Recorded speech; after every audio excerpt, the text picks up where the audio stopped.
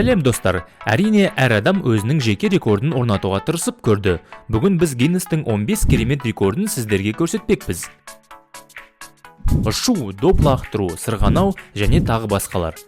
Достар, арнаға жазылып, қоңыраушаны басып қойыңыздар. Жаңа бейне шыққан кезде сіз оны бірінші көре аласыздар. Ал енді жайғасып отырып, ләззат алыңыз.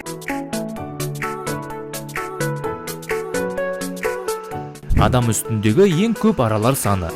Қытайдан шыққан арашы денесінде 1.001.000 аралардың отырғанына қарамастан темекі шегуден бас тартпайды.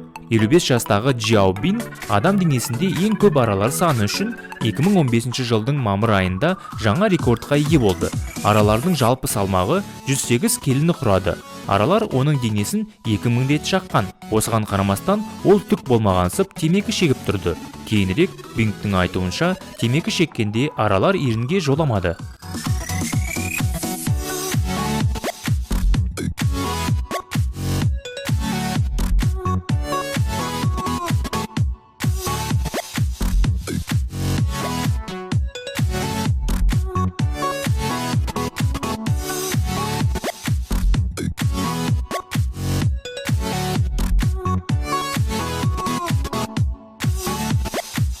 Ең жоғары биіктіктен суға секіру. Биіктік 58-8 метр. Италиядағы Пизан мұнарасынан жоғары биіктіктен секіруден қорықпаған батыл адам Лассо Шаллер бұл рекордты орнату үшін ең керемет сарқыраманы таңдады. Ол суға кірер алдында сағатына 123 шақырым жылдамдыққа жетті.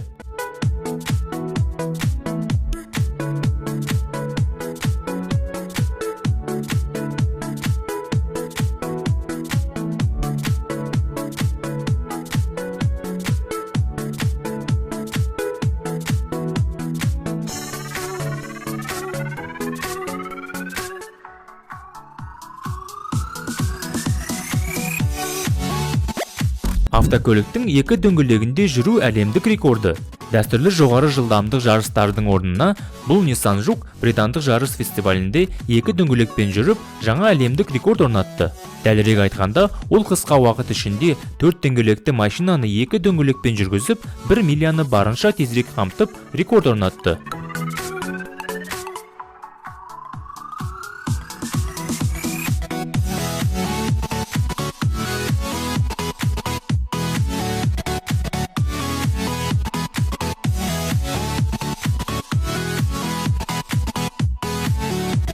Бір дөңгелектегі марафон.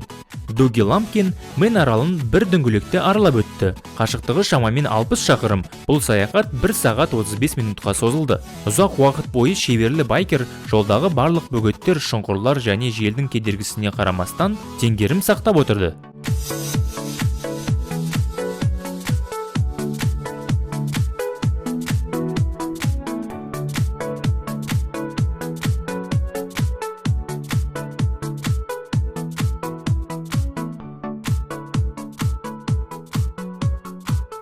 Ең жоғары биіктіктен суға етпетімен секіру.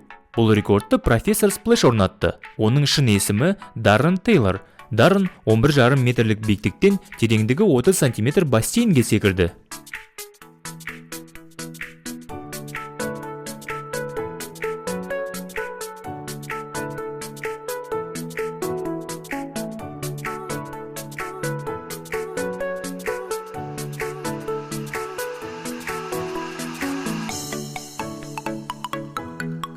Көк тіреген үйдің төбесінен баскетбол добын лақтырудан рекорд. Американың бейне блогері Тайлер Тони жаңа әлемдік рекорд орнатты. Бұрынғы рекордты австралиялық Брэд Стэнфорд қойған.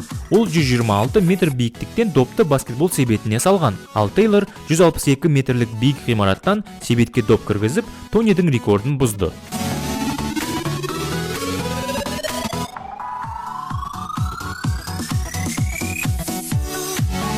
Әлемдегі ең қауіпті рейс-трек. Эрик Берн Marvel фильмдерінің кейіпкері емес, бірақ оның рекордтары бұл адамның ерекше күші бар екеніне көз жеткізеді. 54 жастағы француз Қызыл барон лағап атына иеленіп, байкпен сағатына 223 шақырым жылдамдықпен айдап, жаңа рекорд орнатты. 15 жыл бұрын қойған алдыңғы рекордын 1 шақырымға асып кетті.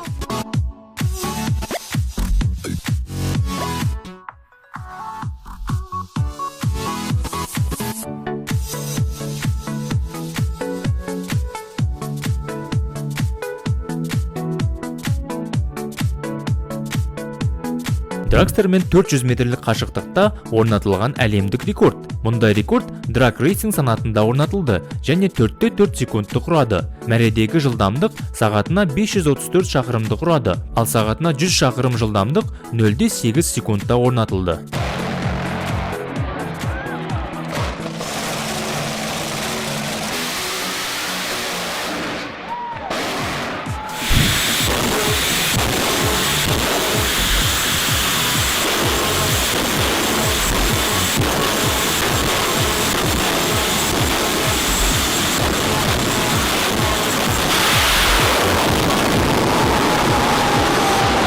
Баскетбол добын көрмей білмей тастау. Гаррет Килберг көзін байлап 16 метр қашықтықтан баскетбол себетіне доп салды.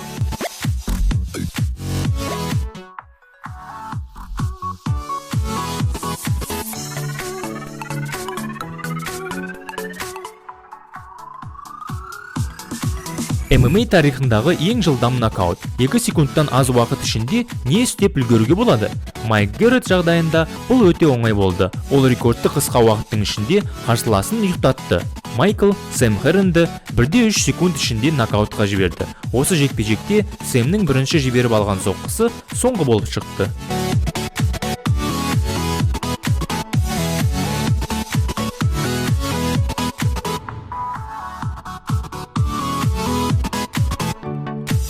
Мотоциклмен ең жоғары биіктікке секіру. Бұл рекордты Робби Мэдисон орнатқан. 2008 жылы 31 желтоқсанда Лас-Вегаста орналасқан Париждің салтанат аркасының көшірмесіне мініп алды. Секірудің биіктігі 36,5 метр. Робби мотожарыстың жұлдызы. Ол әртүрлі күрделі жарыстарға үнемі қатысып тұрады.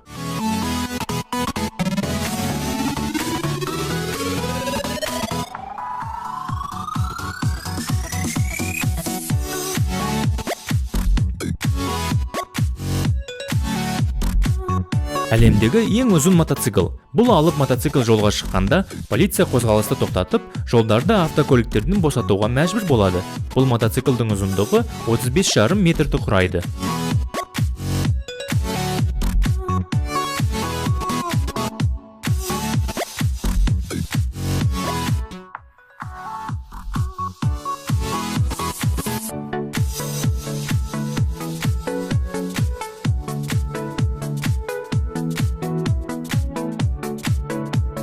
Аяқпен садақтан ату. Клаудия Гомес садақтан аяқпен атып, нысанаға 5 метрлік қашықтықтан тигізді. Бұл рекорд Гиннестің кітабына еніп, садақтан аяқпен атылған ең алыс ату болып саналды.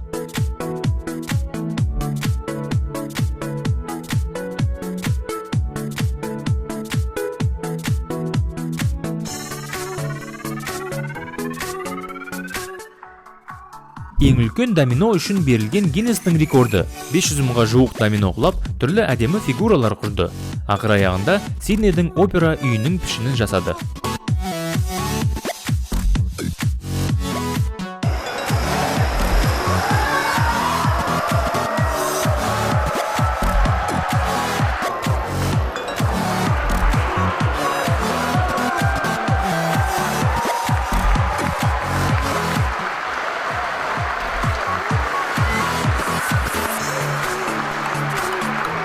Гиннестің тыныс алмау рекорды. Оны Германиядан келген сүңгіруші Том Сиетас орнатты. Бұл бұрынғы рекордшы Рикардо Бачидің қатысуымен өтті. Екі спортшы суға арналған баққа кіріп, тыныс алмаудан бір-біріне берілмеуге тырысты. Осы жолы Сиетас 22 минут және 22 секунд тыныс алмады. Алдыңғы рекордты Бразилияның спортшысы орнатқан.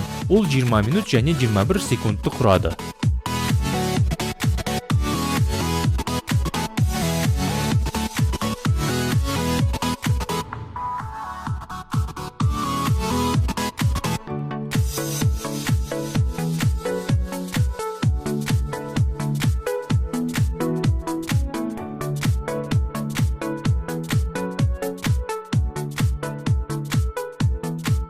Осымен болды. Маған қатты ұнағаны тыныс алмаудағы рекорд. Өзіңіз елестетіп көріңізші, 22 минут және 22 секунд тыныс алмау. Ал сізге қандай рекорд ұнады?